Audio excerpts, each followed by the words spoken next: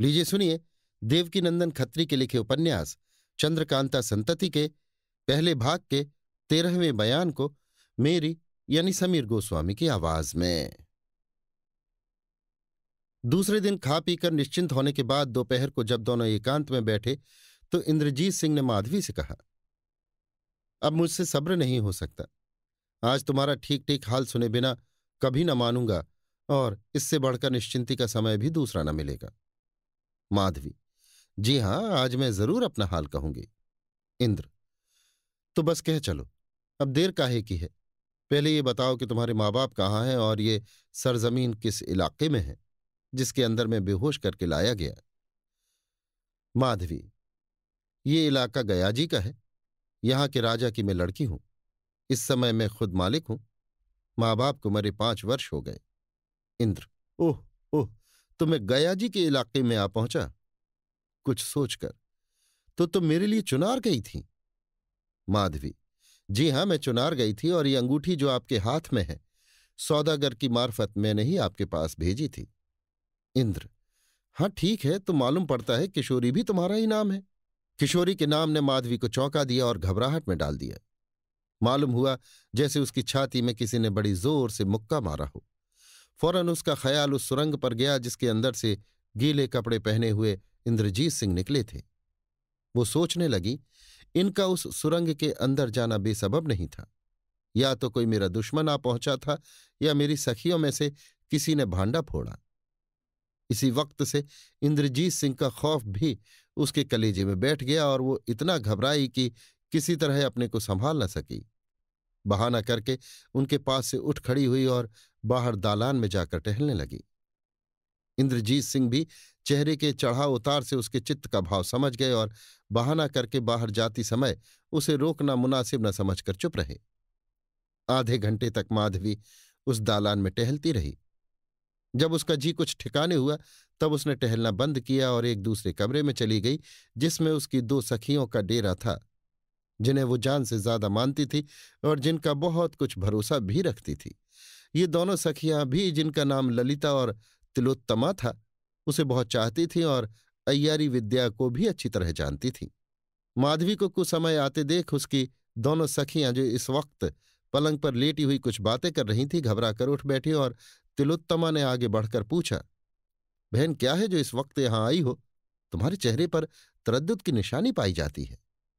माधवी, क्या कहूं बहन, इस समय वो बात हुई जिसकी कभी उम्मीद न थी। ललिता, सो क्या, कुछ कहो तो। माधवी, चलो बैठो, कहती हूं, इसीलिए तो आई हूं। बैठने के बाद कुछ देर तक तो माधवी चुप रही। इसके बाद इंद्रजीत सिंह से जो कुछ बातचीत हुई थी कहकर बोली, इसमें कोई शक नहीं कि किशोरी का कोई दूत यहां आ पहुंचा और उसी ने ये सब भेद खोला है। मैं तो उसी समय खटकी थी जब उनको गीले कपड़े पहने सुरंग के मुंह पर देखा था। बड़ी ही मुश्किल हुई। मैं इनको यहां से बाहर अपने महल में भी नहीं ले जा सकती, क्योंकि वो चांडाल सुनेगा तो पूरी दुर्गत कर डालेगा, और मैं उस पर किसी तरह का दबाव भी नहीं डाल सकती, क्योंकि राज्य का काम बिल्कुल उसी के हाथ में है। जब चाहे चौपट कर डाले। जब राज्य ही नष्ट हुआ तो फिर ये सुख कहाँ। अभी तक तो इंद्रजीत सिंह का हाल उसे बिल्कुल नहीं मालूम, मगर अब क्या होगा सो नहीं कह सकती। माधवी घंटे भर तक अपनी चालाक सखियों से राय मिलाती रही। आखिर जो कुछ करना था उसे निश्चय कर वहां से उठी और उस कमरे में पहुंची जिसमें इंद्रजीत सिंह को छोड़ आई थी। जब तक माधवी अपनी सखियों के साथ बैठी बातचीत करती रही तब तक हमारे इंद्रजीत सिंह भी अपने ध्यान में डूबे रहे। अब माधवी के साथ उन्हें कैसा बर्ताव करना चाहिए और किस चालाकी से अपना पल्ला छुड़ाना चाहिए, सो सब उन्होंने सोच लिया और उसी ढंग पर चलने लगे। जब माधवी इंद्रजीत सिंह के पास आई तो उन्होंने पूछा, क्यों, एकदम घबरा कर कहाँ चली गई थी? माधवी, ना मालूम क्यों जी मिचला गया था, इसीलिए दौड़ी चली गई। कुछ गर्मी भी मालूम होने लगी। जाकर एक तय की तब होश ठिकाने हुए। इंद्र, अब तबीयत कैसी है? माधवी, अब तो ठीक है। इसके बाद इंद्रजीत सिंह ने कुछ छेड़छाड़ न की और हंसी खुशी में दिन बिता दिया, क्योंकि जो कुछ करना था वो तो दिल में था। जाहिर में तकरार कर माधवी के दिल में शक पैदा करना मुनासिब न समझा। माधवी का तो मालूम ही था कि वो शाम को चिराग जले बाद इंद्रजीत सिंह से पूछकर 2 घंटे के लिए नामालूम किस राह से कहीं जाया करती थी।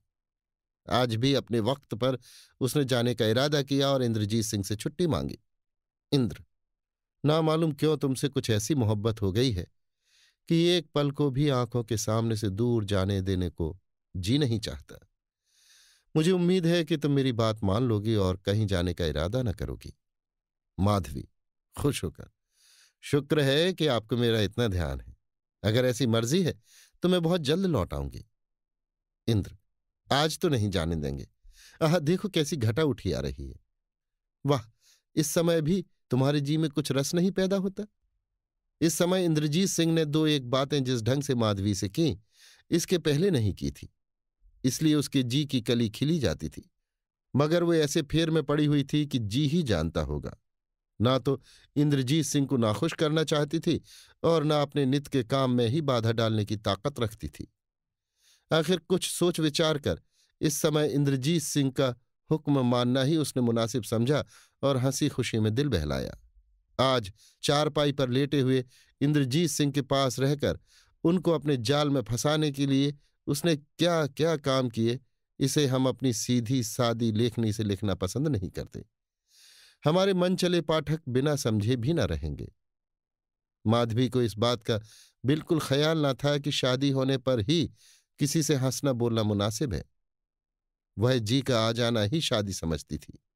चाहे वो अभी तक कुंवारी ही क्यों ना हो, मगर मेरा जी नहीं चाहता कि मैं उसे कुंवारी लिखूं, क्योंकि उसकी चाल चलन ठीक न थी। ये सभी कोई जानते हैं कि खराब चाल चलन रहने का नतीजा बहुत बुरा होता है, मगर माधवी के दिल में इसका गुमान भी न था। इंद्रजीत सिंह के रोकने से माधवी अपने नियम तौर पर जहां वो रोज जाती थी आज न गई, मगर इस सबब से आज उसका जी बेचैन था। आधी रात के बाद जब इंद्रजीत सिंह गहरी नींद में सो रहे थे, वो अपनी चारपाई से उठी और जहां रोज जाती थी चली गई। हाँ, आने में उसे आज बहुत देर लगी। इसी बीच में इंद्रजीत सिंह की आंख खुली और माधवी का पलंग खाली देख उन्हें निश्चय हो गया कि आज भी वो अपने रोज के ठिकाने पर जरूर गई।